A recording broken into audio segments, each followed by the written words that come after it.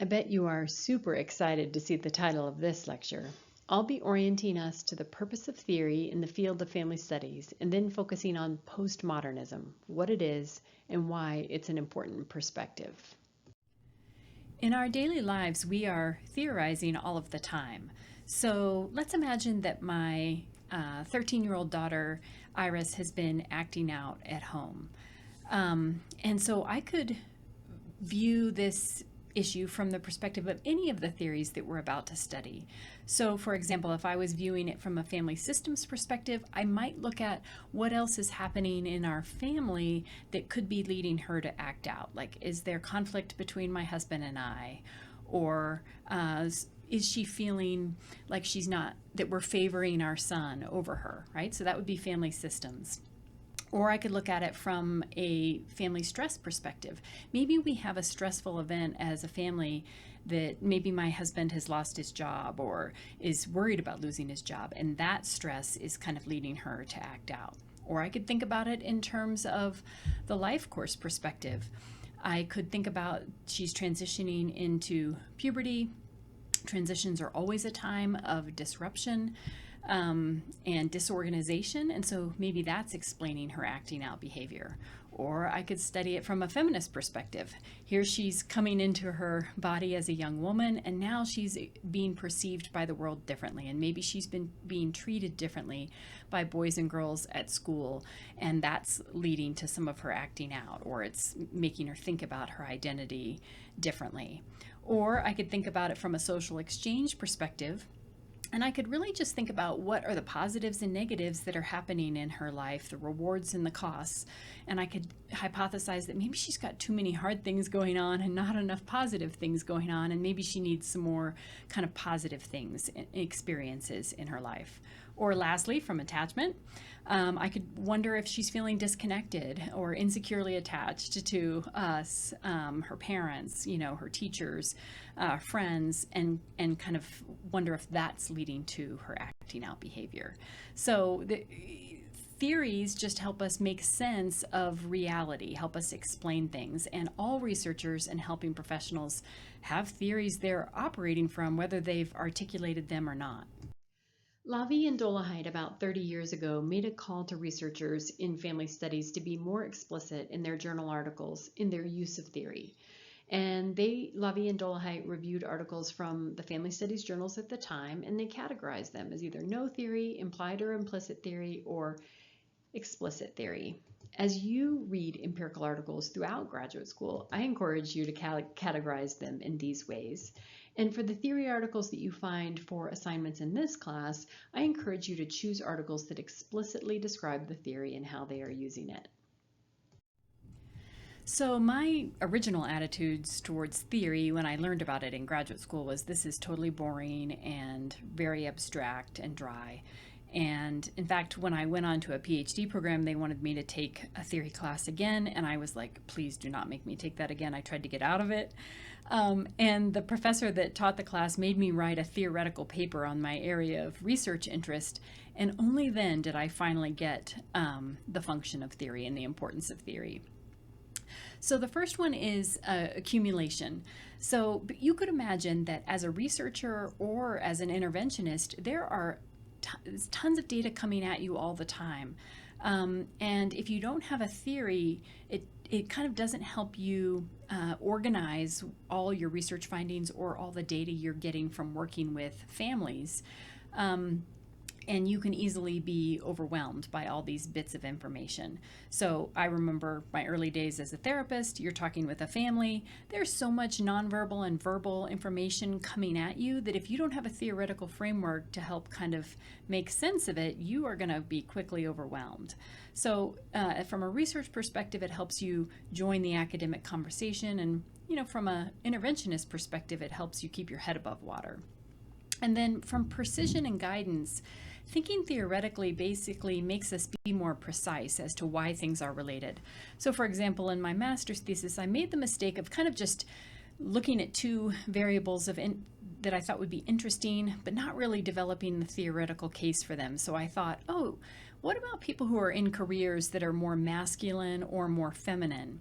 So, a masculine career being an engineer, or a feminine career being an elementary school teacher. Are these correlated with how much household labor or emotional labor they do at home? Pretty interesting, but I really didn't ground it in any theory, even though feminist would have been an obvious choice. And I struggled to kind of make sense of my data or even to get it published. Connectedness helps us understand how ideas are related and how the same concept in one theory might be related to a concept in another theory, like interdependence in family systems and linked lives in life course, which we're going to learn about. And explanation or interpretation is, the why or the how, the making sense of phenomena. So the example I gave on the previous slide about my daughter Iris, each theory would have a different explanation for why Iris was struggling and a different kind of guidance for what to do about it. I don't know if you've wondered this, but why can't we just have one theory that explains all human behavior and relationships? Why do we have to study all these different ones that you've learned about in other classes and the ones that you're going to learn about in this class? I was frustrated by that. And I think the reason is we just aren't that smart yet, or at least in studying ourselves, things are too complicated to just boil it down to one theory. So the best we can do right now is to try out each theory in different ways, each theory one at a time, and see what they have to offer our understanding of any situation or phenomena. Okay, so a true scientific theory is empirically testable. So then we take a theoretical proposition and we turn it into a research hypothesis. We take some concepts and we turn them into variables, and then we operationalize that relation. So we come up with a mathematical model to understand the greater than, less than, higher, lower kinds of things. And so the example here is we've taken a theoretical proposition from life course. Families who have been successful at one stage are more likely to be successful at the next stage. So this is from life course perspective, or family development theory, it's also called. And so then we turn that into a specific research hypothesis. Partners with higher relationship satisfaction, so that's the concept, and the higher is the relation, right? Prior to the birth of their first child will report lower rates, another relation, of depression, a concept, 1 year following the birth. And then we would figure out how to operationalize this, like a mathematical model such as linear regression, to see if we are correct or not. So what this slide indicates is that theories are built both deductively and inductively. So deductively is when we start with the theory and we apply it to the data that we're collecting. So if this theory is correct, we should see this when we investigate. And then inductive is when we look at the data and observe and investigate and see what kinds of patterns emerge that might help us build a theory. So if we go with that previous example, partners with higher relationship satisfaction who are together before the birth of their first child will basically report better well-being or lower depression following the birth of their child. And again, that's coming from life course, the theoretical idea that how well a couple or a family does at one stage is going to predict how well they do at a later stage. So let's say we start the study with that theory, life course perspective in mind, and let's say we find out that this is true for women but not for men. So for women, there's a correlation between relationship satisfaction prior to birth and depression after birth, but not for men. So then we go to our life course theory and we say, does it help us explain this gender difference?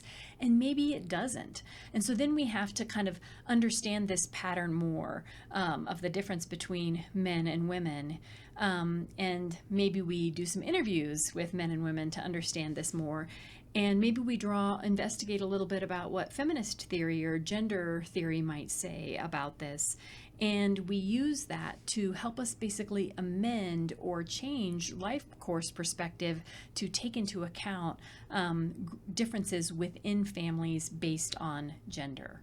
That would be an example of starting deductively, but then moving to inductively to alter life course perspective to make it more relevant. And so the hope is that theories are dynamic and changing, they're not just static and set in stone. Postmodernism is a difficult concept to understand, and it took me a long time to figure out what it meant. In fact, when I started my PhD program, in the very first week, there was a woman next to me in class who made some comment like, well, we're such a postmodern program here. And I thought, oh my gosh, I don't even know what that means. So obviously I don't belong in a PhD program.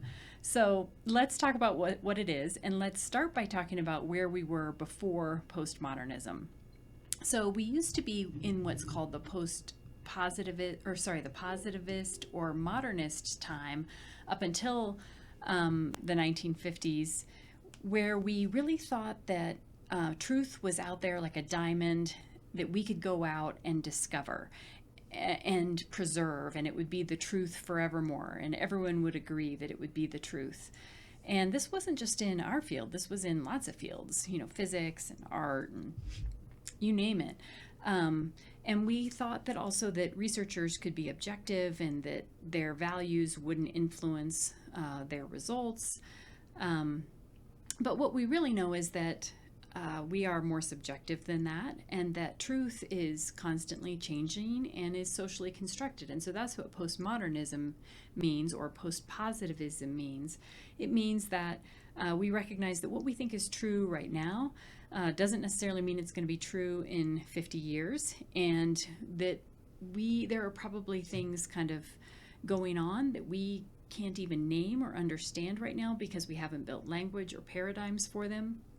So just an example is that when divorce was first researched, researchers, in the 1970s, 80s, things like that, researchers were really only looking for the bad things about divorce because they believed that divorce was bad for kids. And so they looked for those results and they found them. And it took a long time for researchers to realize and values to change, researchers to realize that maybe divorce wasn't always bad for kids, that there could be benefits for kids as well. And of course, once they knew to look for them, then they could find them. But until they changed their paradigm or their values, they couldn't find it. And so I put that picture of a snorkel mask up there because I think of a snorkel mask related to this. From the modernist perspective, it's like you don't realize you're wearing a snorkel mask, and so whatever you can see must be true, even though if you've worn a snorkel mask, you know that there's all kinds of things around you that you can't see because your snorkel mask kind of cuts off your peripheral vision. Postmodernism is kind of realizing we're all wearing snorkel masks all the time, and we can only see what we have paradigms and language for.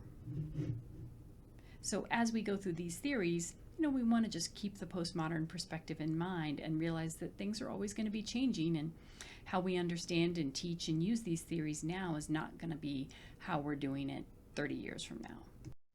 So let's spend a little more time delving into the modernist and postmodernist perspectives. What comes next is a series of quotes from sources that are important, but pretty dense and dry. Rather than reading a theoretical chapter on modernism and postmodernism, I thought it might be more pleasant to just review some quotes that highlight what each framework means. So let's first delve into modernism. So here's the quote: "The view that social science should derive its methods from the natural sciences with the goal of formulating objective, general laws of social behavior that are independent of questions of values and practical application." So this speaks to that idea that we talked about, that the modernist perspective seeks to be objective and seeks universal truths. Christensen argued that the scientist must become free of bias or vested interest in the research process so that she or he can create a value-free science. So this highlights that modernist goal of being value neutral. Here's another critique. value neutrality. Social scientists are inevitably involved not just in the description, but in evaluation of human behavior. Consider, for example, terms such as marital stability, parent-child conflict, and family cohesions. These involve values about what is good, bad, and normal for families. So we cannot fully transcend our sociocultural context and our value judgments. We're not value neutral. So for example, in the 80s, academics in our field were using the phrase children from broken homes to describe children of divorce, which has a value judgment. This assumption ignores the historical nature of society, that is, that this particular social system is qualitatively different than those that preceded it and has itself only a limited historical existence.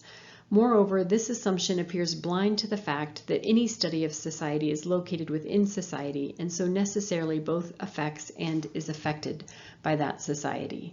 So again, this counters the modernist idea of objective and universal truths and talks more about, that we are kind of rooted to the context that we're in, that we're going to see more of in postmodernism. Okay, so what is postmodernism? Let's get an even better sense of that.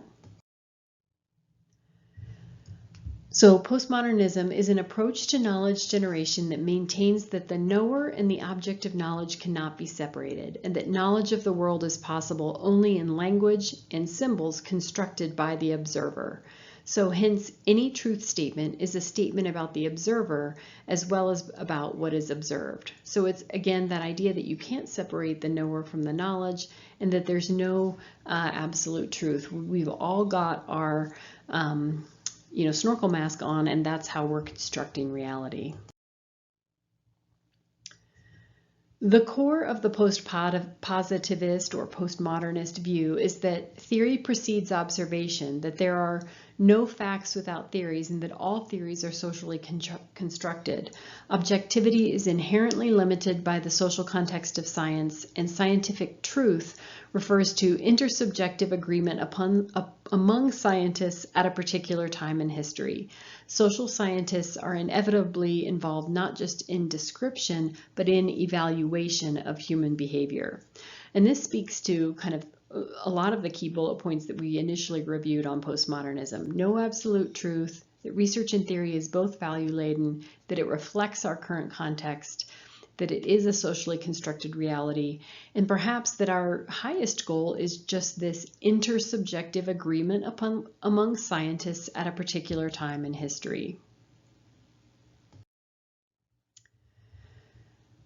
So we might ask what the research is being conducted, why the research is being conducted, what values about marriage underlie the research, whose perspective is most fully articulated and whose is left out, whose interests are being served, and to what use the research is likely being put.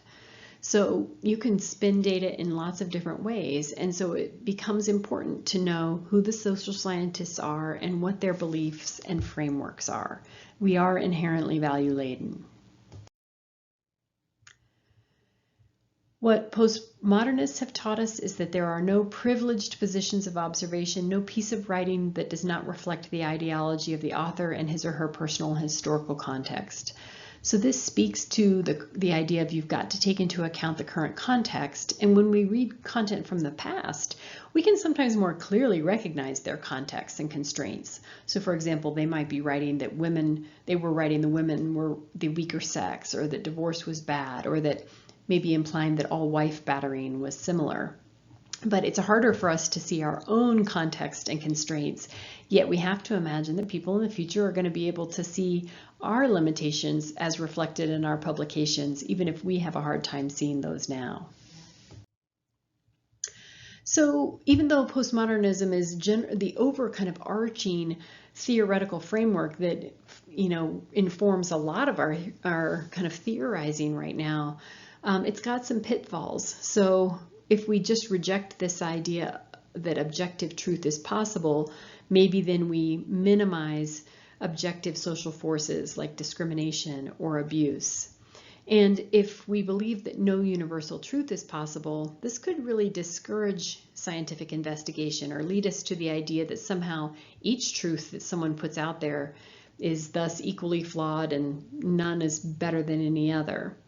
And so that's related to what's called the dodo bird verdict, which is from Alice in Wonderland. Everybody has won and all must have prizes, declared the dodo in Alice in Wonderland when asked to judge the winner of a race around the lake. So just because we have a hard time, nailing down objective truth doesn't mean that we still don't have some things that we think are, more accurate or more true than others. So are these assumptions of modernism and postmodernism irreconcilable or reconcilable? I'm presenting them as kind of more dichotomies, but modernism has some appeal when we think about investigating phenomena. And a quote that I often think of when I think about the balance between modernism and postmodernism is Annie Besant wrote in her autobiography, "I ask no other epitaph on my tomb, but she tried to follow truth." And so I think about that, that it's not necessarily that you are following truth, but you're attempting to kind of follow truth as is known at this time. So when we think about researching and theorizing, the modernist perspective or the positivist perspective, taking that stance is powerful. It helps us kind of think about facts and organize them in a coherent way, make predictions, test things out and kind of report that data as knowledge.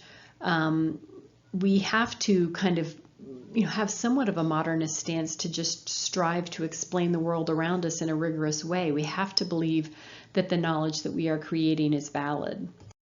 Yet at the same time, we also have to hold the postmodern or postpositivist perspective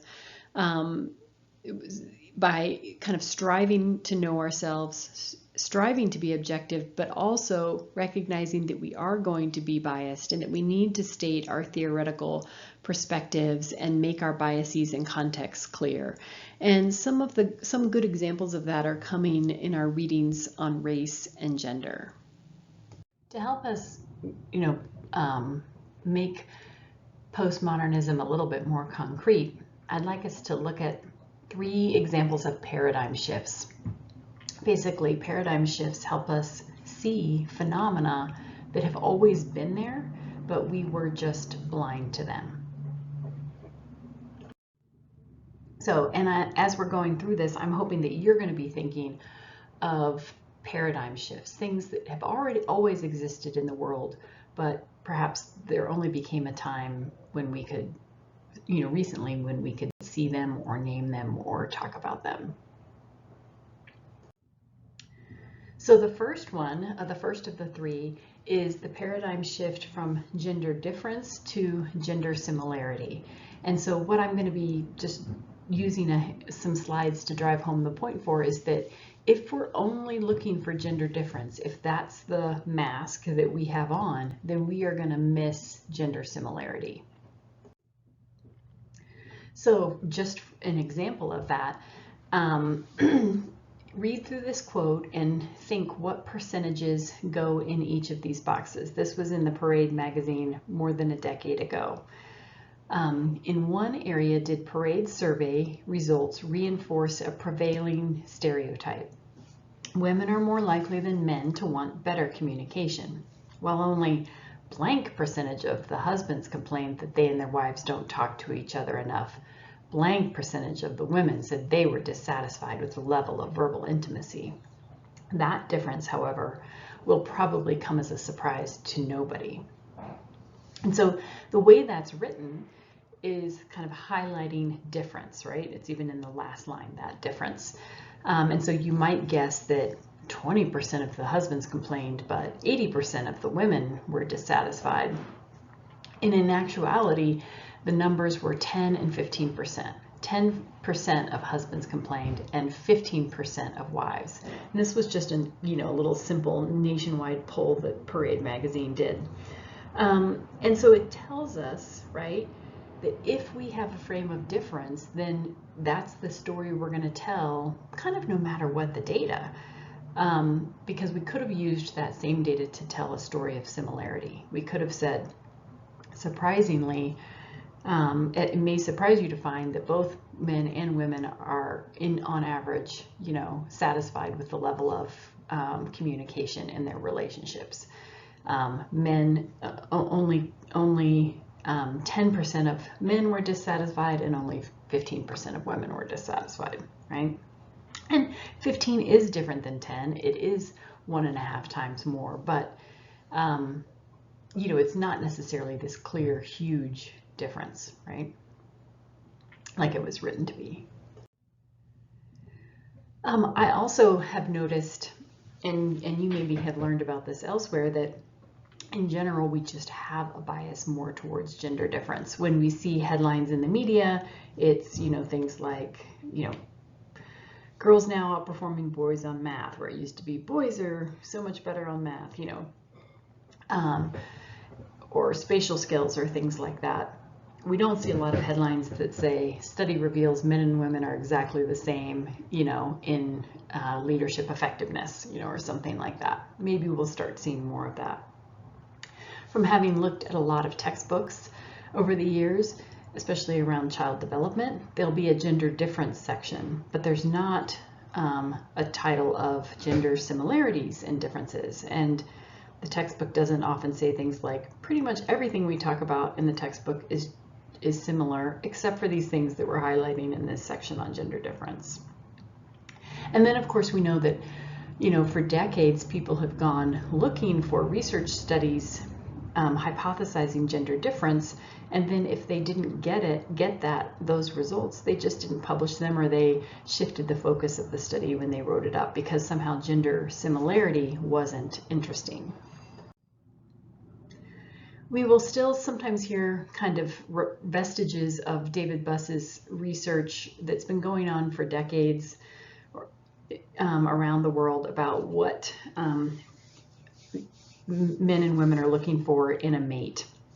And this research has a heterosexist bias. I don't know how much they screened for sexual orientation when gathering this data, but you may have heard this, right? That men are more likely to choose a woman who's attractive, and women are more likely to choose a man who has good financial prospects.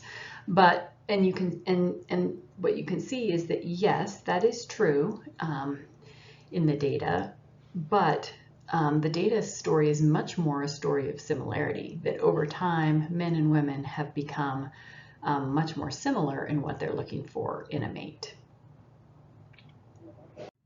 Janet Shibley Hyde, to counteract the overfocus on gender differences, developed the gender similarities hypothesis, which we're going to talk about a little bit more on some upcoming slides. So basically, Janet Shibley Hyde really points out that we have to distinguish between statistically significant differences versus the magnitude of difference, or how big it is. So if you, for example, have a big enough sample, you will find a statistically significant difference between men and women. Even, for example, on a math test where men score on average a 78% and women score on average, an 80%. Right? If the sample's big enough, that will be a statistically significant difference. And you may be learning about this, or will, in research methods classes. But it doesn't tell us, statistical significance doesn't necessarily tell us how big the difference is. It just tells us that there is one. And so effect sizes tell us how big the difference is. And an example, the most traditional calculation of effect size is Cohen's d. And the graphs down there show you what that actually looks like. A small effect size in Cohen's d is a 0.2, and so you can see there, that also illustrates the third bullet point on this slide. Distributions of males and females overlap. So a small gender difference, the average would be at the top of those curves, and you can see it's slightly shifted, for one group over the other. A moderate gender difference, or moderate effect size of 0.5 is the second graph. Shows you again overlap between men and women, but the average, a little bit further apart. A large effect size is 0.8 or 1, and so you can see what that would look like. But again, we don't see just two curves that are completely separate from each other with no overlap. And these also show us that there is extensive variation within each gender. There's, under each of these curves, there's people on either end, or in the middle. And so even though we might say on average males are more aggressive than females, what we will also find is that not all males, right, are aggressive, and there are plenty of females who are more aggressive than some males. So Janet Shipley-Hyde has done a couple of meta-analyses over the years, trying to gather kind of especially related to psychology, any gender differences, articles, and then kind of putting all those together to calculate an overall effect sizes to tell us basically, the level of difference. And so in her most recent meta-analysis from 2014, you can see that these were the things that came up as no difference. Mathematics, a lot of kind of standard like verbal tests, amount of sadness or anger, conscientiousness, attitudes towards affairs, masturbation, oral sex, or lesbians, leadership effectiveness, self-esteem related to academics, social life, or family. Small differences, and again, don't get carried away with this, right? Look over at the those curves there on the graph. That shows us that on average there's a small shift, right, in one direction for males or females. And so you can see that these are the things where we might see small differences. Men having a little bit more math confidence, women having a little bit more math anxiety, women having a little bit more attention or effortful control, a little bit more positive emotions, but also some of the more negative emotions, guilt, shame, or anxiety, depression, rumination. Men generally having higher self-esteem, a little, right, not huge, I shouldn't overstate that, small change in self-esteem around appearance. Women, a small kind of edge around self-esteem and morality. Men a little bit more active or sensation-seeking. Women using a little bit more of that tentative speech with the upswing at the end, or I'm kind of good at soccer. Women a little more talkative. Women a little bit more relationally aggressive, but again, lots of men are as well. And women a little bit more likely to have positive attitudes towards gay men. Men a little bit more likely to report more sexual partners. But again, these are all small gender differences. Moderate ones, men are on average a little moderately higher on assertiveness, physical aggression, spatial abilities, frequency of masturbation, use of pornography, and more positive attitudes towards casual sex. Women moderately higher on their connections with their peers. The only things in Hyde's gender similarities hypothesis, and there may be other things, or in her meta-analysis, there might be other things, across other studies, but the two that have emerged as larger, but again, still overlap and lots of variation within the genders, is that women on average have more of an orientation, maybe in career or hobbies, towards people, and men towards things. And women basically showing higher tender-mindedness, or, which is related to empathy. So the point of all this is to just highlight that when we are only looking for difference, that's what we're going to see. When similarities have been there all the time, but they may be invisible because our lenses, right, are preventing us from seeing those similarities.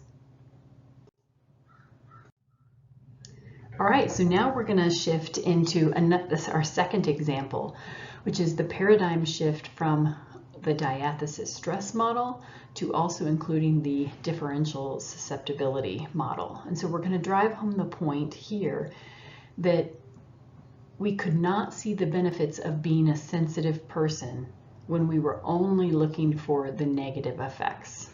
And so I'll make that more clear over these slides. So prior to differential susceptibility, we were operating mainly on the diathesis stress framework, which probably will seem familiar to you even intuitively. This is the idea that we all have a certain amount of genetic risk for things, and then that, coupled with what we experience in the environment, results in our likelihood of experiencing a problem. So if we have a moderate genetic risk for depression, but we don't experience a lot of life stress, then we're not going to meet the criteria for major depressive disorder. But if we have the same moderate genetic risk of depression and then we experience a lot of difficulty in life, then we're going to, get a clinical diagnosis of depression. And so that's what we were basically operating on for a long time, was the diathesis stress framework. But so basically in the diathesis stress framework, genetic variants basically just put us at risk. Some individuals are more vulnerable to adverse conditions. The differential susceptibility framework was a paradigm shift. We were basically beginning to see things that have been there all along, but we didn't know that because we weren't looking for them. Instead of thinking of our genetic variants as just risk alleles, they could be plasticity alleles. Basically, some individuals are more plastic or responsive to their environment, either positive or negative. And so now there's been a series of studies finding evidence for differential susceptibility. Some still find evidence more for diathesis stress, but you will find, especially if you go into Medline and look at more of the biological data, you'll find 1,000 or more studies related to differential susceptibility. And this is just kind of more recently beginning to make it into the human development and family studies field, even though it's super relevant and I wish it was talked about more. So just to kind of help you see the difference then, diathesis stress basically was saying if people didn't have sensitivity genes, then they weren't going to basically manifest many issues or problems.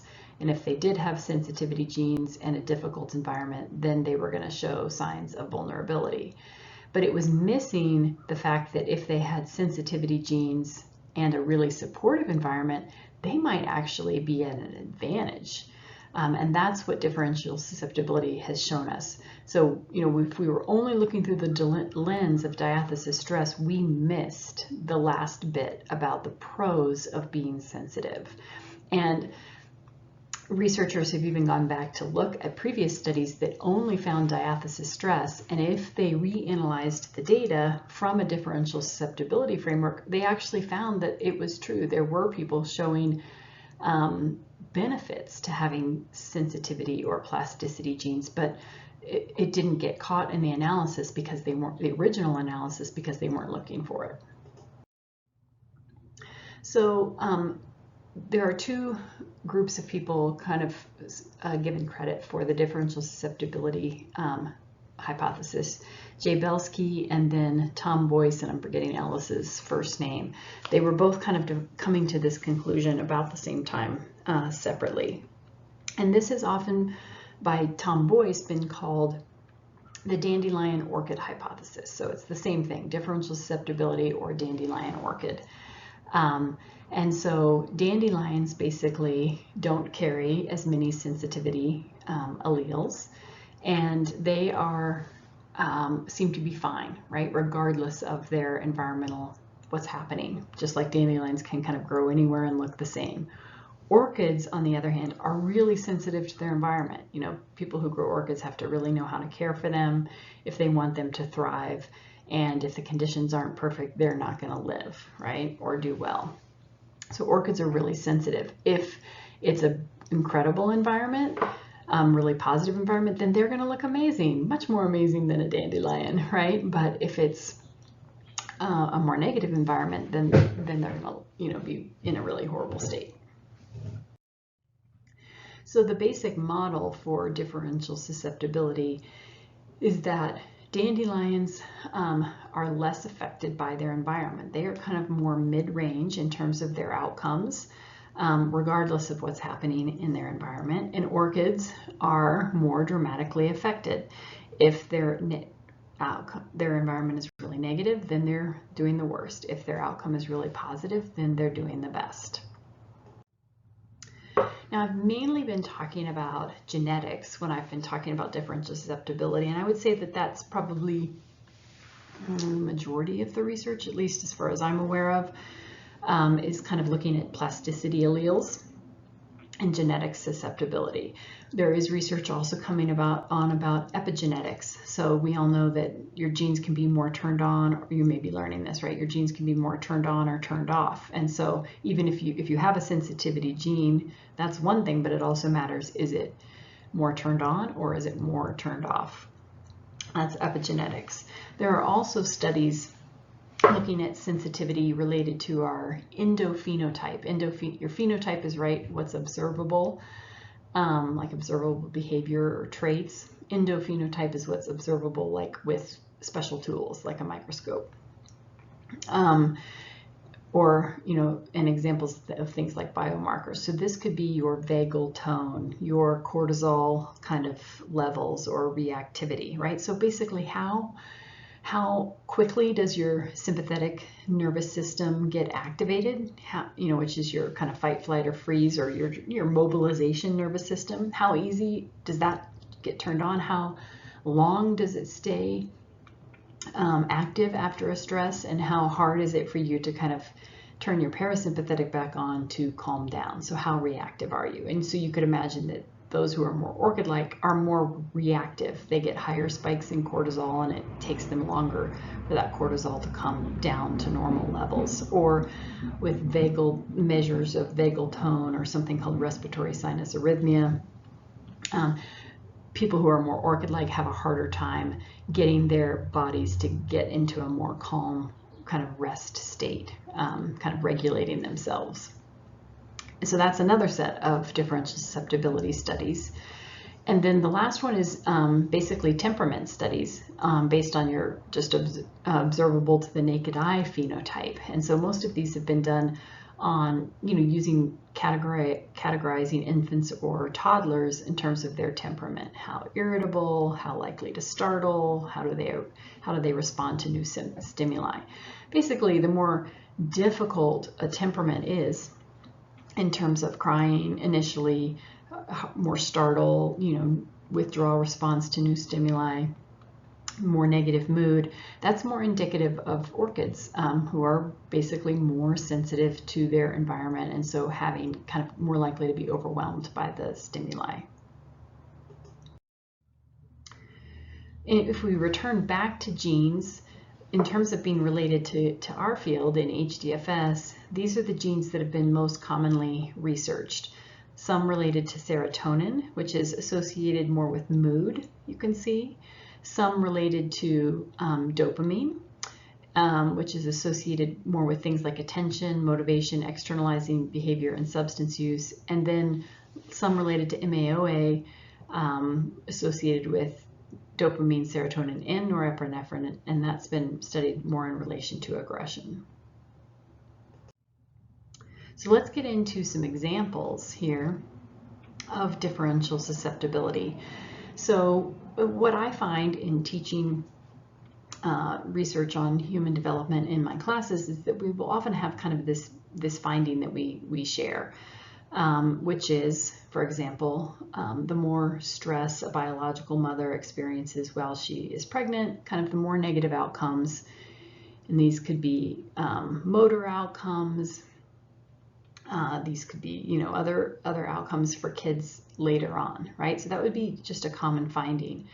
But the paradigm shift was that this wasn't necessarily true for all kids. If you're looking for that and you get that finding, you're like, okay, yep, confirms, my belief, right? But if you are trying to kind of take a more postmodernist view and look for things that, you didn't necessarily expect to be there, then you might look to see, well, what does this finding depend upon? And it depends more upon, for example, this case of your sensitivity alleles related to that dopamine gene. And so if you have no sensitivity alleles related to the DRD4 dopamine gene, then actually it turns out that your biological mother's prenatal stress doesn't have much of an effect later on your behavior, your externalizing behavior, and that's the CBCL, the Child Behavior Checklist. But if you have one sensitivity allele, remembering that we have 2 copies of each gene, one from each biological parent. And so if you have one sensitivity allele, then you're a little bit more likely to be affected by your mother's prenatal stress. And if you have 2, now you're a lot more likely to be affected by it. So, but to the effect that if she wasn't very stressed, had very low stress, then you're going to have the best behavior when you're between the ages of 8 and 15. But if she was highly stressed, then you're going to have the most problematic behavior at that time. So we'll see a few more studies basically all along this same theme, and I won't go into too much detail on the nature of the study, but just kind of share the finding with you. So this was a temperament study following kids from like 3 months to 2 years. And so this is basically related to a mother's empathy to a child and the child's later behavior. Again, that CBCL, Child Behavior Checklist, and how much they were acting out, hitting their friends or having temper tantrums. And basically what you can see there is that orchids were really affected by the level of maternal empathy. They're more sensitive, and so whether or not their mother is empathic is going to have a much greater effect on them. If they were kind of a more difficult temperament and their mother was really sensitive, then later on they're going to have a really empathic, I should say, then later on they're going to have the best behavior. But if she was really low in terms of empathy, then they're going to have the worst behavior. Whereas dandelions are less affected. They could have had a really empathic mother or a mother who was really harsh, but their behavior would be more of the same, more in the middle and more similar later on. Another finding that we have often said is kind of a generalization, a general trend is that early child care, the quality really matters. And it predicts basically later school behavior. Well, it turns out, at least in this study, that was moderated by whether or not you were more orchid or more dandelion-like. And so you can see that quality of childcare really matters in terms of behavior problems or level of teacher conflicts later on, really for the orchids, but not so much for the dandelions. So the dandelions could have been in a lower quality childcare and really kind of just be still mid-range, or they could have been in a higher quality childcare and still be mid-range. But orchids were really affected. Childcare quality was low, then they were doing the worst in 6th grade. If childcare quality was high, then they were doing the best. This is a similar one on genetics, and this is genes related to serotonin and dopamine and oxytocin. And this gives us some insight into why some of us can experience maltreatment and be relatively okay, and others can be experiencing maltreatment and really, really struggle. And so the answer may be in our sensitivity or susceptibility.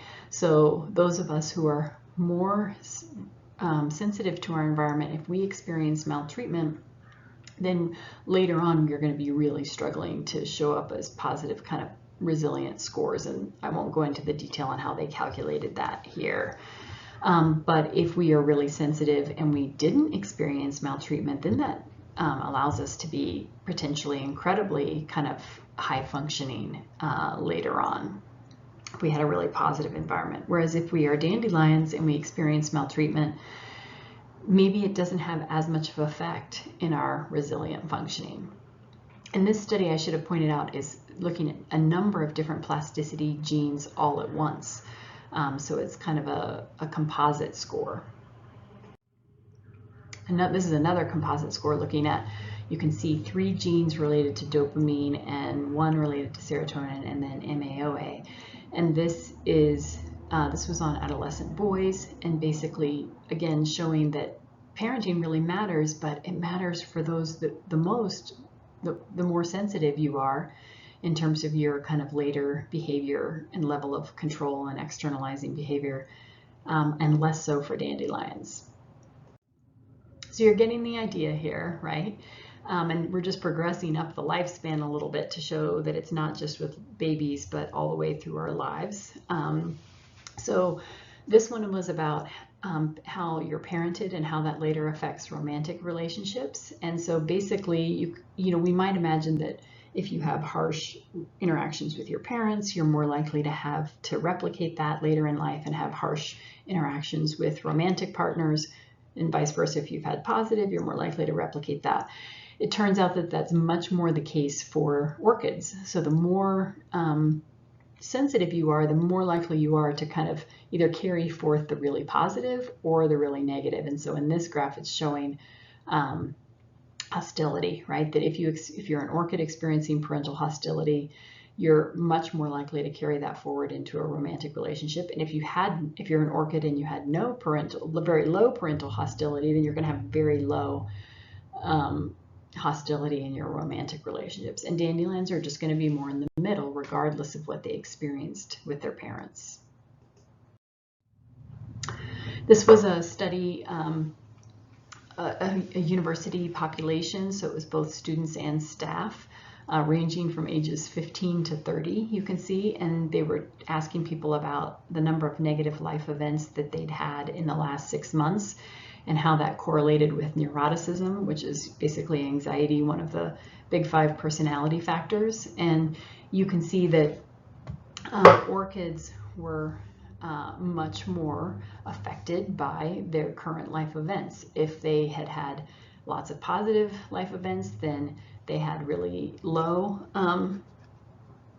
neuroticism, and if they had really lots of negative life events, then they had really high neuroticism, whereas dandelions were kind of less affected, and their level of neuroticism was kind of the same, regardless of how many positive or negative life events they'd had in the last 6 months. That little description in the middle is, and I haven't talked about this, is describing short and long alleles. So short, SS, the short allele is usually associated with plasticity or sensitivity, so that if you have 2 of those, you have 2 sensitivity alleles. So then if you have 2 longs, then you're more a traditional dandelion, and if you have 1 of each, you're heterozygous, 1 short, 1 long, then you're in the middle. And I think this is my last kind of study slide, just also showing us that some evidence has found, and this was a meta-analysis on interventions, that orchids, especially associated with the dopamine gene, which is more related to externalizing behavior and substance use than mood, show more receptivity, more effects with interventions. They are basically more likely to show a positive effect if they receive intervention compared to dandelions, which makes sense, right? Orchids are going to be more susceptible to the good stuff too, and so if they get a really positive shift or positive intervention, they're going to be more likely to show change. So you might just be hesitating and thinking, or pausing and thinking about what you are. You've probably been, and obviously we've seen from the genetics that you can be a mix, somewhere in the middle, even though we're talking about it more categorically. I do tend to think of myself as an orchid because when I was younger, my well-being correlated more with my parents' well-being, and it fluctuated a lot. So when my parents were going through hard times, I was really going through hard times. When my mom went back to school when I was in high school to become a marriage and family therapist, my life took a dramatic change for the better. Whereas my brother was maybe a little bit more mid-range. I've looked up some of my genes in my 23andMe data, and I don't always show the short allele. So it could be epigenetics as well. Some of my genes might be more turned on or turned off, or I might be not as orchid-like as I sometimes think that I am. So what are the implications here for prevention and intervention? We need to educate people about orchids and dandelions. We can encourage more intensive interventions for those who are more orchid-like. And that might help us understand why some people don't really respond to our prevention and intervention, because maybe they're more dandelion-like and less sensitive to what's happening in their environment. For our orchids, we can really tell them, you know, you're wired to experience the world in a more intense way, for better or for worse. You know, the bad news is that things might hit you hard, but if you ask for help and get support, you can really be amazing. So the takeaway from all of this, to kind of, because it's an amazing area, differential susceptibility, is that again, this has been there the whole time, but only in the last decade have we been able to see that people can respond, who are sensitive can also have benefits, that it's not just costs. Our last example of support for postmodernism and a paradigm shift that changed how we view something is about stress. And so this is the paradigm shift from viewing stress as harmful to stress can be enhancing. And this is particularly appropriate for you as graduate students. All of these slides are based on Kelly McGonigal's book, The Upside of Stress, which I'd highly recommend, and also just her 14-minute TED Talk. So I'd encourage you to pause the lecture, go ahead and watch her 14-minute TED Talk, which will be more important probably than anything I'll say on these remaining slides. And then if you still have time, come back and hit these slides. So here's some research that was presented in her book, The Upside of Stress, that I found kind of the most powerful. So this was an experiment that she described by Jameson, in which college students were brought into a lab to take a math test, and they basically were in a control group or a mindset intervention group. And those that were in the mindset intervention group got this message. Recent research suggests that stress doesn't hurt performance on tests and can even help performance. People who feel anxious during a test might actually do better. You shouldn't feel concerned if you feel anxious during today's test.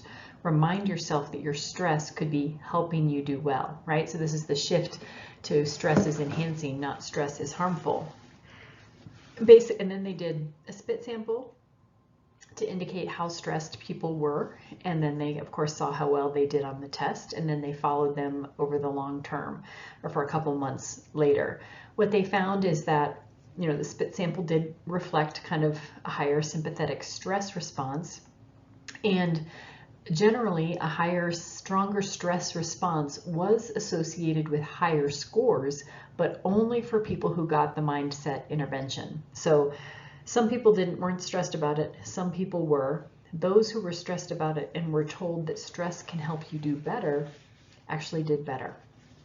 Not only did they get a higher score on that test in the lab, but later, a couple months later on the GRE, they still scored higher. So important to be kind of thinking about stress not just as a threat or something that can harm us, and certainly chronic long-term stress can do that, but as something that our body can rise to the challenge for. And so McGonigal writes about moving from thinking about stress as from a threat response to a challenge response, that our body is prepared, is wired to be able to handle stress well, in how our liver mobilizes, how we get more oxygen flowing, and how we release hormones to perform better, how we can then focus more. You know, that kind of positive stress helps us focus. We can perhaps even enter that flow state. And even also thinking about what resources we have can help us kind of activate this challenge response. Also, if we think instead of just threat and harm to me, but attend and befriend, kind of reaching out to others, this also kind of helps us experience the benefits of stress and offsets the negative effects. So social connection is also correlated with higher oxytocin, which has a lot of benefits to us, and also interestingly protects microdamage to the heart.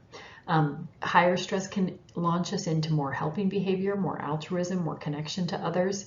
And research says the more we help people during stressful times, the more we reduce our own risk of health problems. So McGonigal helps us think about our stress mindsets, kind of articulate them so that we can be more conscious about promoting our good stress mindsets. So I might encourage you to think about what your stress is bad mantra is and what your stress is good mantras are. And so my, for example, stress is bad mantra is I'm so overwhelmed. And I kind of work myself in a frenzied state where I basically rehearse over and over, I'm so busy, and I stiff arm, everybody that I love, like stay away, I'm too busy. And anybody I work with too, no, I can't take that on, I'm too busy, right? My good stress mantras are, I can handle this, I can figure this out, I'm not alone, or simply, I'm bad to the bone.